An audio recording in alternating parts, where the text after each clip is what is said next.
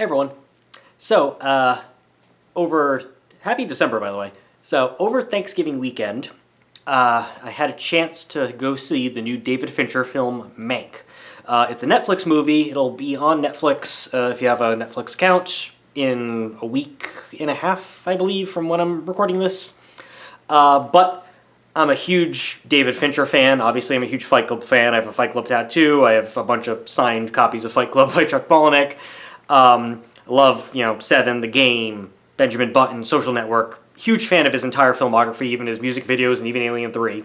So I really, really wanted to see this movie on the big screen. And I know David Fincher has signed like a contract to make a few movies for Netflix, but I was very happy that Netflix decided to put this out for a limited theatrical run in the theaters that are actually still open. And that my local Alamo was showing it over Thanksgiving weekend, so I was able to carve time away from that busy weekend to actually go see it. And I went to see it on Black Friday night at 8:30 show. Had the theater entirely to myself, so I pretty much had a private screening of this movie. Can't get much safer than that in a movie theater these days, and I didn't even have to rent out the theater or anything. I just, bought one ticket and a pretzel and a Topo Chico. So I was very, very happy that I got to go see the movie. Not only is it a David Fincher film, who's one of my absolute favorite directors, but the movie is about Citizen Kane, or at least is about Herman Mankiewicz, one of the two screenwriters of Citizen Kane, along with Orson Welles. Huge fan of Citizen Kane. I know that doesn't make me at all original. Citizen Kane is generally considered one of the greatest films of all time. I would also objectively agree with that scenario. It's not my favorite film, but if you put a gun to my head and ask me what the greatest film of all time is, I would say Citizen Kane. I know sometimes it jockeys for that position with Casablanca, which I got to see on the big screen a couple of years ago during a Fathom event, and yeah, totally one of the best films of all time. And Vertigo. Vertigo is not my favorite Hitchcock film. I appreciate it more than I like it, but that usually jockeys for position. Occasionally The Godfather's up there too. Obviously love The Godfather, but Citizen Kane I think is the best of all of those films. Casablanca, still excellent film though. Casablanca probably has the best pure screenplay of any of those movies, but it's not as good as Citizen Kane as a film. But I was very, very excited to see a David Fincher movie about essentially the making of Citizen Kane. Not in the RKO 281 is the movie with Liev Schreiber about the making of Citizen Kane with, what's his name? Can't remember, besides the guy who played William Randolph Hearst in that. It'll come to me later, I'm sure. But yeah, just this director with this subject matter. I mean, when Fincher was going to make The Social Network, at first I was like, I love David Fincher, but I really don't care about the founding of Facebook. But lo and behold, that movie was fucking excellent. It won Best Original Screenplay for Aaron Sorkin. So I was very excited and happy I got to see this movie on the big screen. I guess I should start off with, if you've never seen Citizen Kane, Citizen Kane was released in 1941, and it is loosely based on the life of William Randolph Hearst. William Randolph Hearst, for a time, was one of the most powerful people in the United States. He owned many newspapers. He was the biggest newspaper magnate in the United States. Some people would say that he led the nation to the Spanish-American War based on false news stories. What was called yellow journalism at the time. He had a mansion that was on a plot of land that was like twice the size of Rhode Island called San Simeon. Nowadays it's called Hearst Castle, and I think you can take tours on it or even like get married there and shit. But he was a huge, powerful, larger-than-life figure. I can't... you can talk about billionaires these days like Elon Musk or Jeff Bezos or Bill Gates or whomever, but I'm not sure any of them quite compare to the stature and the power that William Randolph Hearst had in the early part of 20th century America. So Orson Welles, who was, a very early 20s wunderkind who came out of radio and was going to make films, he stars in this movie, he directs it, and runs afoul of Hearst, who is very powerful in many ways, politically and also in Hollywood. And so this movie has a hard time getting made, and that has a hard time getting released, where Hearst wants to like buy out the studio and burn every copy, and you know, it was very rough. Like newspapers weren't gonna print the ads for the movie. It was a whole big rigmarole. I think there's a documentary on the DVD that I have about it. And then there's that Leo Schreiber HBO TV movie that was made, which was pretty good as well. If you're interested in the full story of Citizen Kane and Wells versus Hearst and all of that. Mank is specifically about the other screenwriter of Citizen Kane beyond Wells. Now, Citizen Kane, not everybody loves the movie. It's one of those movies that a lot of them, kind of like I just said about Vertigo, that they maybe appreciate more than they like. I remember the first time I saw Citizen Kane, it was freshman year of college for me. It was in first semester, first film class when I was getting my film studies degree, Introduction to Film Criticism. And a lot of people who aren't film studies majors take that class as like an elective. And a lot of people were like, oh, that's the greatest movie of all time, whatever. And even the professor that I had, who I otherwise liked, was sort of like, oh yeah, maybe people appreciate it because it invented these different shots and the deep focus photography and all that stuff. But as a story, it's kind of cold or whatever. And I never felt that way. I always felt that while a lot of the accolades for Citizen Kane are about its direction or how young Wells was or a couple different things like that, I thought the screenplay and the story is super tight and it did wrap me in and was emotional and all of that stuff too. So I never really got the idea that it was just this cold directorial aesthetic thing that you couldn't really have an emotional grasp onto, which some people accuse other auteurs like Kubrick of that or whatever. But I always found Citizen Kane very involving with the script. But regardless, this movie is particularly about the other screenwriter, Herman Mankiewicz. So Mankiewicz, I guess I should get into the credit of this movie. So they're both credited as screenwriters. And I think in the 70s, Pauline Kael, the very famous film critic, I think for The Village Voice, she wrote an article about how Wells didn't deserve credit on the screenplay, that Mankiewicz pretty much wrote all of it, and then Wells hogged some credit. And that seems to be the position that this movie is taking. I mean, later on, there were people who shot that article down. Peter Bogdanovich, director of Last Picture Show, he was a friend of Orson Welles' later in Welles' life, and as a well-known Orson Welles simp, he was basically like, no, that's not true or whatever. But regardless of what is true as far as the writing of this movie, the film Mank seems to take the position that Herman Mankiewicz wrote pretty much all of the screenplay with just the direction to make it about Hearst from Orson Welles. And so the movie is about how Herman Mankiewicz is in a car accident, so he loses, I think he breaks one leg or both legs and is bound into bed, and Orson Welles basically gives him 60 days to write the screenplay for this movie that he wants to make about Hearst rather.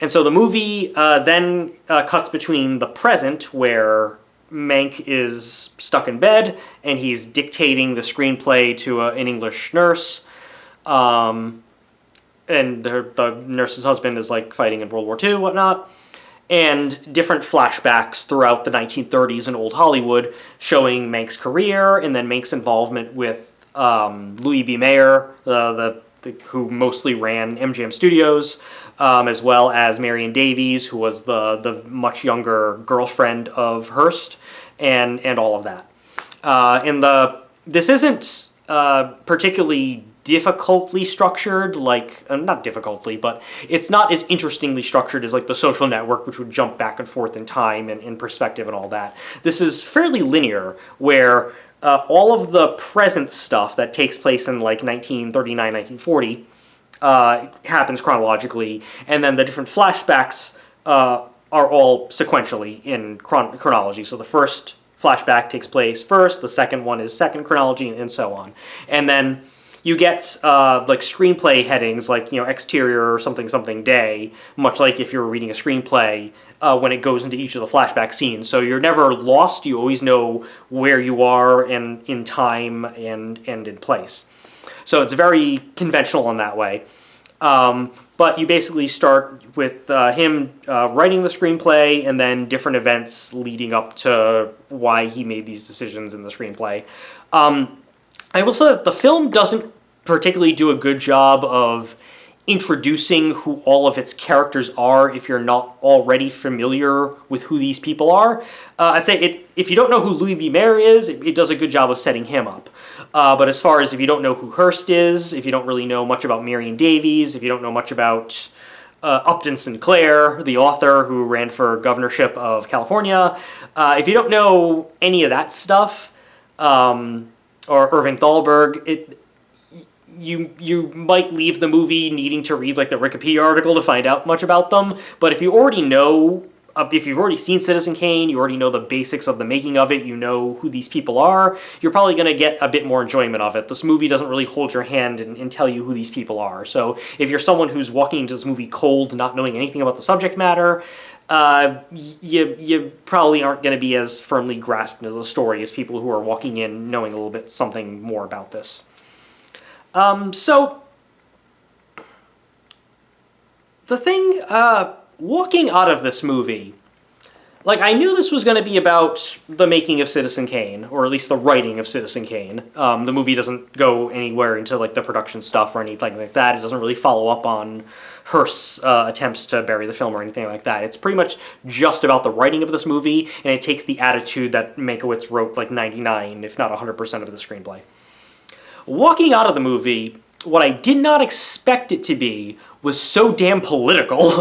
Like, this movie is more about politics than it is about the making of Citizen Kane, really.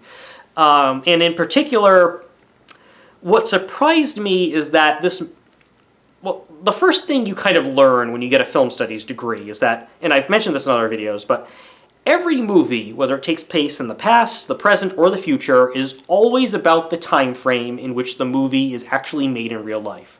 So, a movie that's made in the 1920s, or a movie that's made in the 1960s but is about the 1920s, like Bonnie and Clyde with Warren Beatty, that movie's really about the 1960s, even if it takes place there. A movie that takes place in the future, like Star Wars, future, a long time ago. I'm not going to get into that. But a movie that takes place in some sort of future, Blade Runner maybe is a better example.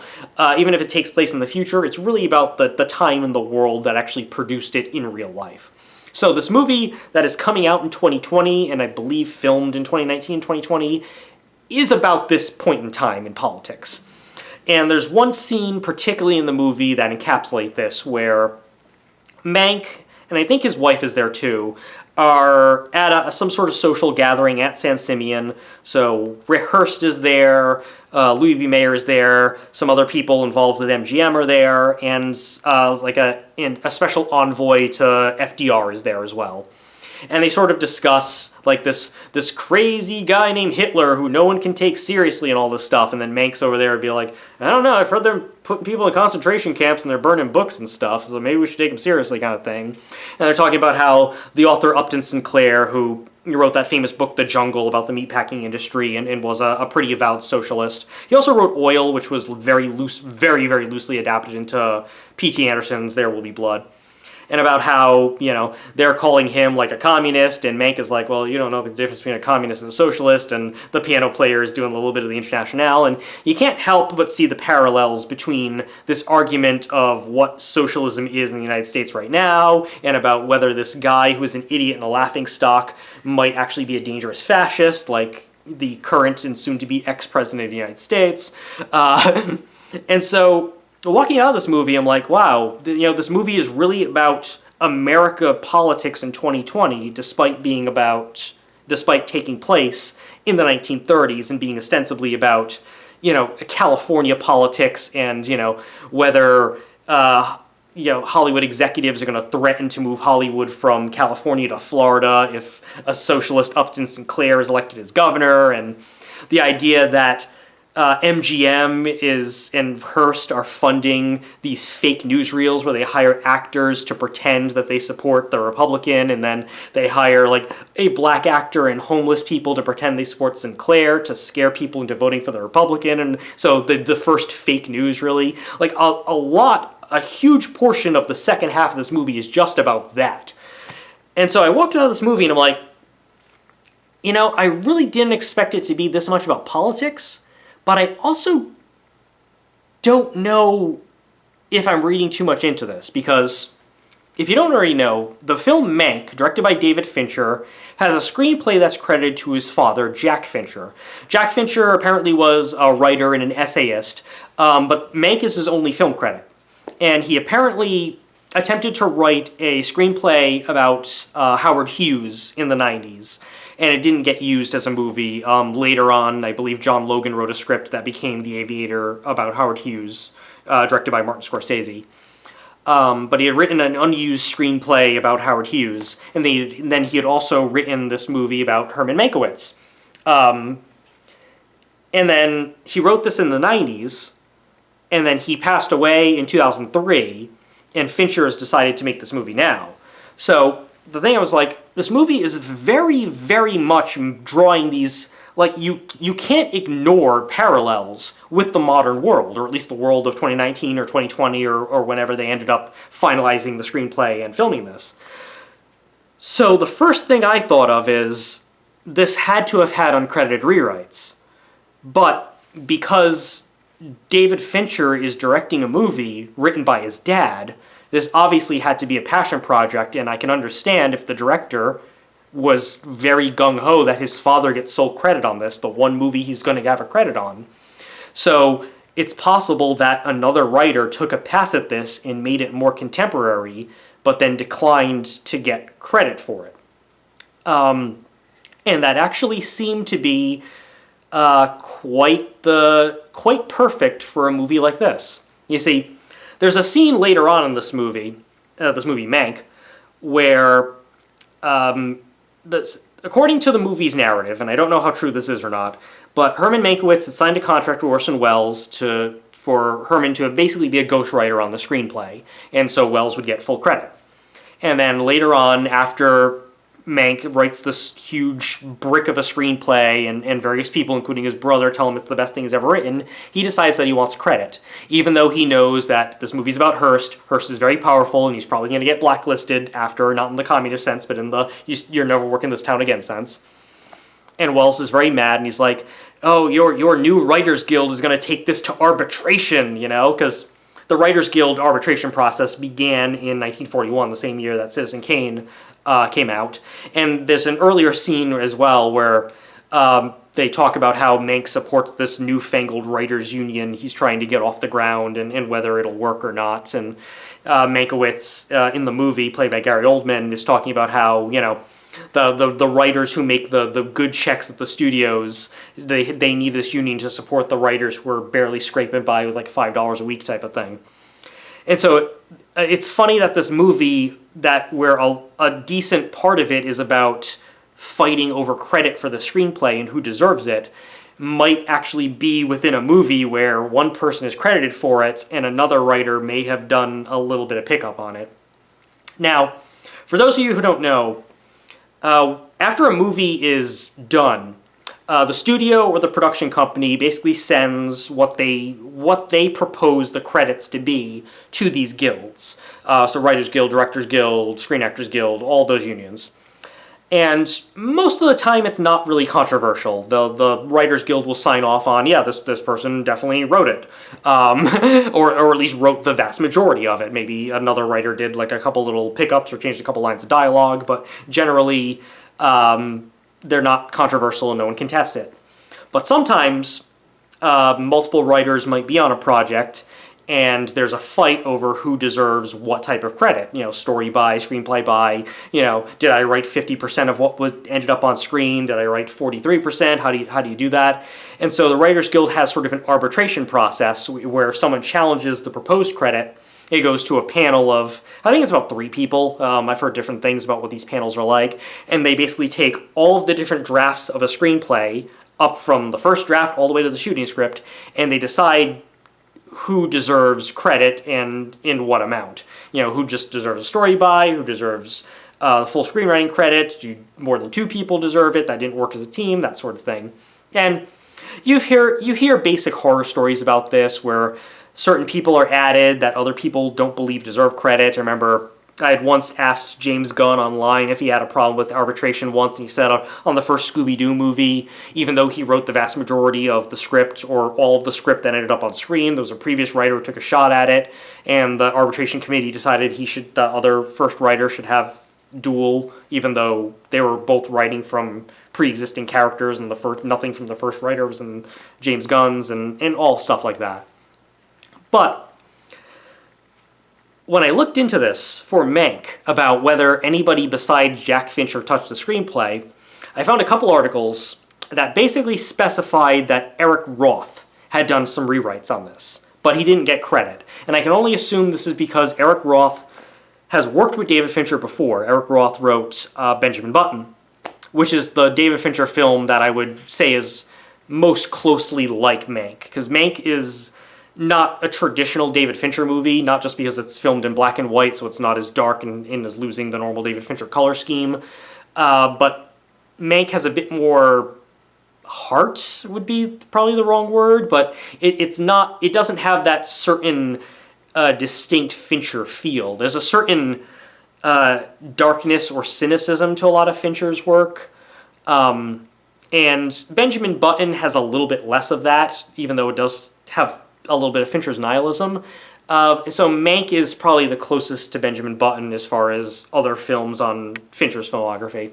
But it's possible because Eric Roth has worked with Fincher before, he decided not to contest it and was sort of doing this as a favor for Fincher that, we'll let your father, who's passed away 16, 17 years now, to get sole credit, and I'll just punch up some things. The article I read specifically said that at the time that Jack Fincher had died, his version of the script was much more anti-Orson Welles, in that since the other stuff has come out with people claiming that the idea that Herman Mankiewicz did not write the whole script and that Orson Welles does deserve half credit was true, they decided to make the script that ended up getting filmed less anti-Welles. But I am so certain that Eric Roth also spun the political parts of this script a bit more to be a bit more commenting on contemporary America.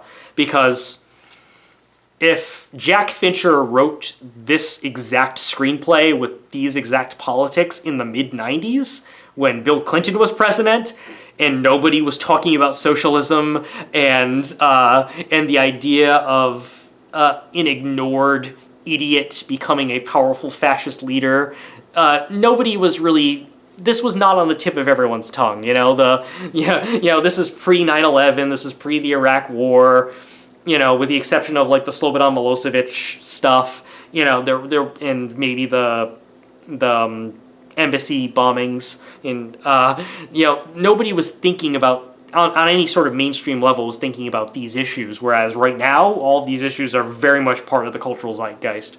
So either Jack Fincher did write all of this in the 90s, and he was just super prescient about what might happen in the future and how it would tie into what has gone before in the past with the fake news and all this stuff.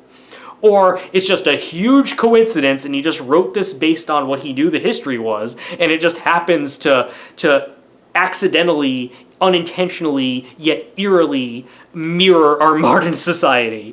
And I think the politics were added by Eric Roth. My guess is that Eric Roth is more responsible for the screenplay than we would think, but in deference to David Fincher and his deceased father, there's no dispute, no arbitration. They decided to let Jack Fincher have sole credit. That's my guess. Huh. By the way, funny aside, the credited screenwriter on Fight Club is Jim Olds, but Andrew Kevin Walker, who is the screenwriter who did David Fincher's Seven, he also wrote other movies like 8mm and Sleepy Hollow, he did some rewrites on that screenplay, which is obviously adapted from the Palahniuk book. Fincher felt that Andrew Kevin Walker deserved a screenwriting credit. The Writers Guild disagreed. So, there's a scene where 3 cops are holding Edward Norton down or are going to cut his balls off for talking about Fight Club. And those 3 cops are credited in the movie as Detective Andrew, Detective Kevin, and Detective Walker, to give Andrew Kevin Walker some form of credit on the movie, even though the Writers Guild didn't think he deserved part of the screenplay credit. Just a fun aside that had to do with arbitration in a David Fincher movie. So, getting that out of the way, yeah, this movie is much more conventionally structured, even than another David Fincher movie. It doesn't particularly look like a David Fincher movie, and not just because of the black and white stuff, but because Fincher is clearly shooting this as if it is an old Hollywood movie. He's not 100% trying to mirror it. It's not like Far From Heaven, that movie that is sort of trying to mirror Douglas Sirk's Written on the Wind with Julianne Moore and Dennis Quaid. Remember that movie? That movie was shot to actually mirror and look like a Douglas Sirk movie from the 50s or 60s. I forget when Written on the Wind came out. This movie has some, there's a montage sequence that looks like it has some dissolves and some overlapping images that are meant to look like a montage from Citizen Kane or an early 40s old Hollywood film. And there's some, film noir shots, bright sun going through Venetian blinds into a dark room, kind of lighting stuff. In shots in cars where it almost looks like rear projection. But overall, despite these little touches, it doesn't super duper look like an old Hollywood movie. But it's still very different from anything Fincher has shot before, so he is stepping out of his box. He does still use Trent Reznor and Atticus Ross for the score, and the score of this movie isn't the normal electronic type thing that they gave for Social Network or Girl with the Dragon Tattoo, or I think they also did the music for Gone Girl as well. It's definitely made to sound more old Hollywood. I don't know if they actually used an orchestra or if they just mimicked an orchestral score using electronic equipment, but the score definitely sounds a bit more old Hollywood. But there's still shots in this movie, tracking shots down hallways and stuff like that I don't think you would see in a movie from the 1940s. So that aside, though, definitely still an excellent directorial showing from Fincher. There is some really good shots in this, but the directing does sort of take a backseat to the story, which I can only assume is because Fincher's directing his dad's screenplay, or his dad and Eric Roth's screenplay, and the movie definitely is more character forward than some of his other stuff. Not that his movies ignore character; they certainly don't, but yeah, it's definitely more traditional biopic than something I would expect David Fincher to make if he were doing a biopic. So I assume that's just because of, he's adapting his father's work. It's a personal thing for him. Gary Oldman does an excellent job playing Mankiewicz. It's definitely one of those Oscar baity type performances, but he seems to really live into this role. And the last shot of the movie, it starts off with Oldman as Mankiewicz, and it slowly, almost imperceptibly, turns into a still frame of the actual Herman Mankiewicz, and they almost look like identical, spot on. It's a great shot. So he definitely has that likeness down. Oldman does a great job of playing this old school but realistic alcoholic writer, because the alcoholic writer can be a cliche, but Mankiewicz was an alcoholic. He died of alcoholism 11 years after Citizen Kane came out, and he definitely imbues it with realism. And Amanda Seyfried is really great as Marion Davies. I mean, the character that's based on Marion Davies in Citizen Kane is definitely not as talented as Marion Davies. Marion Davies wasn't the best actress in the world, but it's a pretty common opinion that Marion Davies does get the shaft or the short end of the stick in Citizen Kane as far as the character that's based on her, where it's almost to the point of slander, where it's they're being really unfair to Marion Davies. And so this movie does a good job of giving Marion Davies her due. There's a scene that makes it very clear that she's not just some gold digger, that she really does care about Hearst, and the movie does give her a delightful personality and does show that, maybe she's not super duper smart or doesn't know that much about politics and can still commit social faux pas, but she's not some sort of Brooklyn ditz or anything that people might have believed at the time, and that she did get the short end of the stick both from Citizen Kane and the tabloids of the time. And Seyfried does a really good job of playing that role.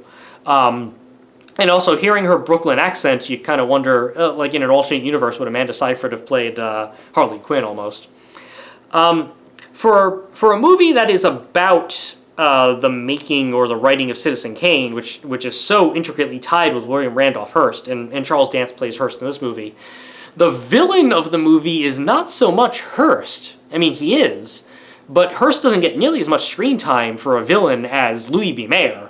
This movie fucking hates Louis B. Mayer. Louis B. Mayer is the approximate villain of this movie. He is just portrayed as the worst just Republican CEO ever, where he gives a fake "we're a family" rousing speech to the employees of MGM so that they will cut their salaries in half, kind of thing, and make it sort of a sense of pride and everything. And he speaks derogatorily of the audience that you sell them a memory and yet you still own the stuff back, and about how he's just a sleaze in trying to sink Upton Sinclair's candidacy and all that stuff. He is the true, like, the movie hates Louis B. Mayer, which I was a little bit surprised. I thought this was going to be another William Randolph Hearst is a piece of shit movie, but and he is the ultimate financial villain if he's bankrolling the fake news stuff. But as far as like the person the movie wants you to hate the most, it's pointing right the fuck at Louis B. Mayer. And so that was fun. By the way, Upton Sinclair, he is portrayed in the movie in one scene, and he's played by, of all people, Bill Nye the Science Guy. Did not see that coming at all. So that was like, oh, they have Bill Nye playing Upton Sinclair. That's some kind of clever casting. So, I don't know. So the performances are superb in this movie. But what really got me is, I mean, I'm obviously interested in this stuff. I obviously love Citizen Kane. I love old Hollywood. I love Hollywood history. I love how the movie industry intersects with politics. I'm a political junkie as well. So this movie just hits all of my personal synapses of things I'm interested in. So, left-wing politics versus big business, and media manipulation to the populace, and, the making of old Hollywood, how old Hollywood transitioned from where the studio was considered the author of a movie to later on Welles sort of paved the way for new Hollywood auteurs. I mean, because the idea of a director being, like when I talk about this movie as a Fincher movie, the idea of a director having their own stamp and looking forward to a director's movie, that's something that came out after the French New Wave and Cahiers du Cinema and all that stuff, and the auteur theory, where they said that the director was an author of a film. Prior to that, a movie was identified by the studio. It's like, oh, this is the new MGM picture, this is the new Paramount picture, this is the new Universal picture. Like, studios almost had their own personalities in what they put out, and the director was just, a workman-like employee. The idea of a director having a personal stamp in a filmography of any note, that's something that sort of came later. The French New Wave, 60s, and then New Hollywood in the late 60s and 70s especially. So the idea of, Welles was one of the first auteurs pre-auteur theory, and so looking into that, and how if this movie portrays Welles as wanting all the credit, he's not just directing and acting in this movie, but is also the sole screenwriter, quote unquote, and that sort of thing. The movie doesn't touch too much on the fact that the big cliche is that Orson Welles made the best movie ever made, and Hollywood and the world never forgave him for it. Because obviously after Citizen Kane, with the studio cutting Magnificent Ambersons and what they did to Touch of Evil, and Welles' career was all downhill after Citizen Kane. Even though he did do some really worthwhile stuff after. It doesn't touch on the fact that Hollywood hated him for making this movie, and so the only Oscar this movie got was for a screenplay, and that was just to throw a bone mostly to Mankiewicz, who was fairly well liked despite all of this other stuff, though he never had a feature credit again after the movie. And so for as great as this movie is, it only won screenplay. But then again, I mean, usually the movie that wins one of the two screenplay awards, original or adapted, is usually the movie I think deserves Best Picture, as opposed to the movie that actually wins Best Picture most years. So the movie doesn't really touch on that, though it does touch on, Welles claiming, after the Oscar was won, and neither Welles nor Mankiewicz were actually at the Academy ceremony to get it, how Mankiewicz claimed Welles wasn't present during the writing of it, and Welles kind of made a flippant remark about Mankiewicz during a radio interview afterwards, but it doesn't really touch on Hollywood's attitude or reaction to both of these individuals or this film after. Really, the movie, for all intents and purposes, is kind of over after Mankiewicz finishes the script and decides that he wants credit for it, and has a brief tussle with Welles about the credit. And it doesn't really go much into Hearst and his personal stuff or anything like that. It does pay lip service to the rumor that Rosebud was Hearst's name for Marion Davies' genitalia, which may or may not be true. But everyone's heard that story. So it does touch on that. It touches on a lot of different nuances about Citizen Kane, but it's mainly, I would say, the movie, more than anything, is about a man who had principles and who risked his career and his standing for principles and for credit because he was finally proud of something. Like, the movie goes out of its way to tell you things about Mankiewicz that it doesn't really need to tell you. That, that he supports the Writers Guild and the working man, that he helped an entire village of Jewish people escape from Nazi Germany before the true knowledge of the evils of Nazi Germany were known to the world outside of the immediate proximate bounds of Europe. The movie is portraying Mankiewicz as a very principled man. And aside from the movie trying to argue that, a part of the movie is also an attempt to reclaim the public's view of Marion Davies as well. It definitely feels like the movie doesn't have to bend over backwards the way it does to save the good name of Marion Davies. Marion Davies comes off very well in this movie, I would say. It doesn't try to make her the super awesome person. It doesn't try to paint her as an angel. There's one scene where Mankiewicz asks her to do something, but she won't do it because she doesn't want to ruin her grand exit from the studio lot. So it does portray her as having like those kind of things. It does portray her as not knowing everything about politics or anything, or not being very socially adept. But it still portrays her as a kind and decent person, whereas a lot of people probably, because of Citizen Kane and because of the tabloids of the time, may just view her as some untalented gold digger or something. So the movie does another goal of the movie is to resurrect her reputation posthumously. But a lot of the movie, because it's celebrating Mank, it's just sort of celebrating writers in general. I mean, even Mankiewicz's younger brother as a writer is portrayed in there. There's a brief thing where Mankiewicz and his team of writers at MGM are trying to just pull a writing pitch out of their ass to deliver to Mayer. There's talk about Mank, at the risk of being in trouble with his job, decides not to donate money to the Upton Sinclair smear campaign based on his own principles, even when, his very large gambling debt could be forgiven for it. It just shows, a lot of the movie is about that. It's sort of about this principled man, a celebration of writers, a celebration of principled men who will stand up for what is right, even if standing up for what is right will hurt them on a personal level, and resurrecting Marion Davies, and giving us a view of how politics intersects with old Hollywood. This movie's just, for a person like me who is actually interested in all of this stuff, this just fired all of my synapses, and this was just sort of like the perfect movie for me. So Yeah, I don't know if this is the best film of 2020, but as I sit here recording this, having rambled on for 40 minutes now, I'm pretty sure this is the best movie of 2020.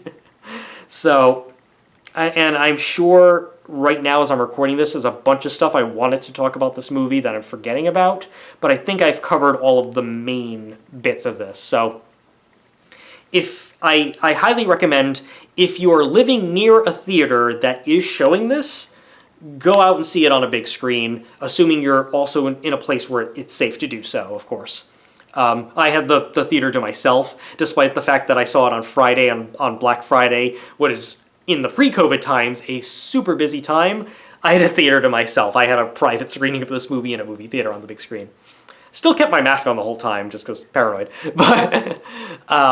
But if you can see it on the big screen, please do, if it's safe. If you can't, or you don't feel it's safe, whatever, but you have Netflix, it will be available on Netflix, I think December 10th. I think December 10th. Not 100% sure, but I think December 10th. I expect this movie will probably get a lot of Oscar nominations. I don't know if it'll win anything, but it certainly deserves stuff. Acting, it'd be great to see Fincher nominated, the director Fincher and the writer Fincher. Cinematography, just because, they don't make enough black and white movies, right, these days. I was super, super pleased with this movie. I mean, I was already predisposed to like it, given that I'm a huge David Fincher simp, and I love Citizen Kane, and I love movies about the subject matter. And then, of course, I walk into the movie, and I didn't realize it was also about all of this cool political shit. I had no idea this was such a huge part of the movie, so I was also pleasantly surprised there. So, yeah. Big, huge recommendation from me. If you can see it in the theater, or if you're going to wait to watch it on streaming, on Netflix, make it a point to see this movie. I cannot highly recommend it enough. It is superb. It is an excellent film. And I thoroughly, thoroughly enjoyed it, and I'm super happy I got to see it on the big screen myself. So that's my long, rambling review of Mank. Thanks for watching, and I'll see you next time.